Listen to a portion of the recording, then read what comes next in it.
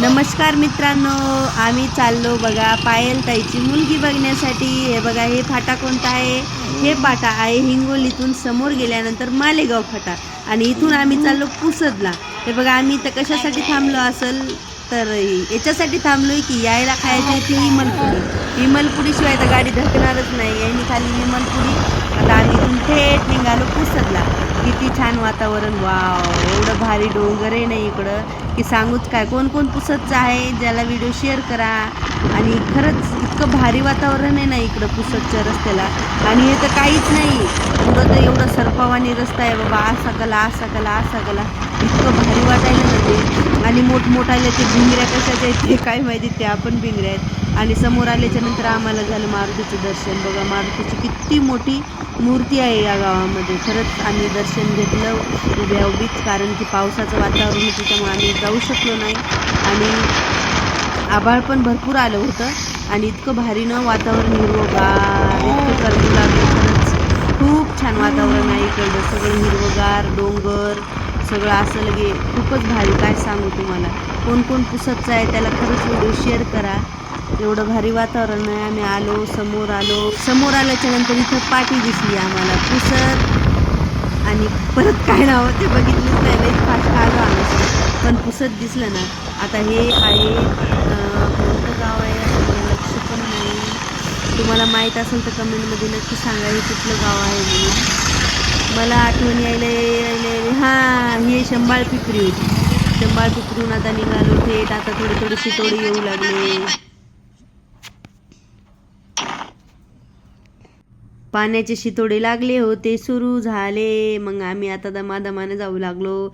म्हणलं कुठेतरी पाणी आलं तर थांबता तरी येईल, पण थांबा तर वाटणं झालं. तर ते एवढं भारी लोकेशन बघा वाटू लागलं ना, काय सांगू. मी तर सगळ्या पुसद येऊपर्यंत मोबाईल ठेवलाच नाही, पूर्ण रेकॉर्डिंग केल्याशिवाय.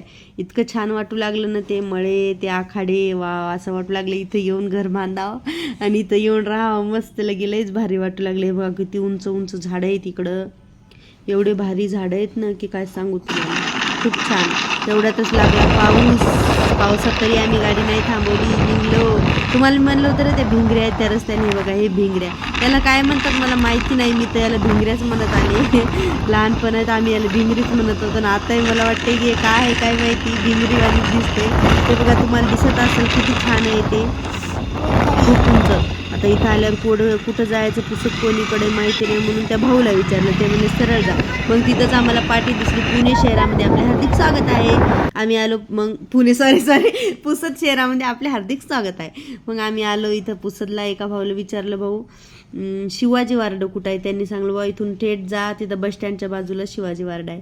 मग तिथून आम्ही निघालो डायरेक्टली. मग फळं घ्यायची होती ताईसाठी.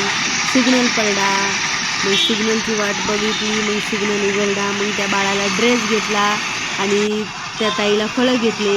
आणि मग आम्ही निघालो. मग इथं थांबलो. 3 पुतळा उत्सव समिती या चौकात आम्ही थांबलो. आणि मग तिथून फोन लावला. ताई म्हणले आम्ही येतो. म्हणलं, बाबा तुम्ही नका येऊ, आम्हाला सांगा तुमचं घर कुठं आहे. मग त्या म्हणल्या दखण्या हाताला या. मग तिथून थेट निघालो. मग तिथून म्हणलं अरे त्या दिसायला त्या दोघी बहिणी येऊ लागल्या ना, आणि इकडून जावं लागलं. मग त्या तितक्यात दिसल्या. मग त्यांनी हात दाखवला. म्हणलं इथून सरळ चला, आपलं घर समोरच आहे. त्यांच्या आईचं घर इथंच होतं. मग आम्ही गेलो. तर तुम्हाला व्हिडिओ कसा वाटला आणि मुलगी पण बघितली नक्की सांगा. ब्लॉग आवडला असेल तर फॉलो नक्की करा, सबस्क्राईब नक्की करा चॅनलला. आपलं चॅनल सपोर्टची गरज आहे सर्वांच्या. प्लीज चॅनलला सबस्क्राईब करा, लाईक करा, शेअर करा. चला, बाय बाय.